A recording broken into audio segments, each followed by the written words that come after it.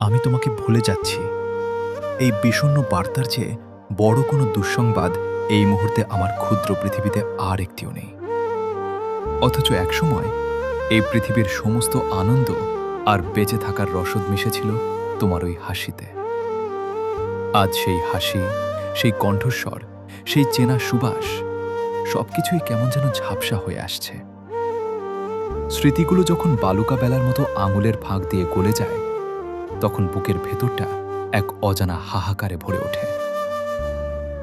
আসলে কিছু মানুষকে ভুলে যাওয়াটা কোনো অপশন নয়, বরং এক ভয়াবহ নিঃশব্দ বাধ্যবাধকতা। সময়ের স্রোতে ভেসে যেতে যেতে আমরা এমন এক মোড়ে এসে দাঁড়াই, যেখানে প্রিয় মানুষকে ভুলে যেতে আমাদের বাধ্য করা হয়। এই ভুলে যাওয়াটা কোনো মুক্তি নয়, বরং এক প্রকার আত্মহনন।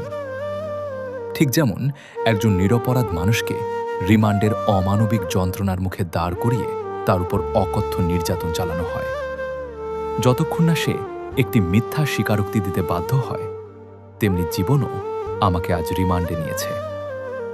প্রতিটি নির্ঘুম রাত, প্রতিটি দীর্ঘশ্বাস আর প্রতিটি একাকী মুহূর্ত যেন এক একটি চাবুকের আঘাত। সেই অসহ্য যন্ত্রণার হাত থেকে বাঁচতেই আজ আমাকে মিথ্যা স্বীকারোক্তি দিতে হচ্ছে যে আমি তোমাকে ভুলে গেছি।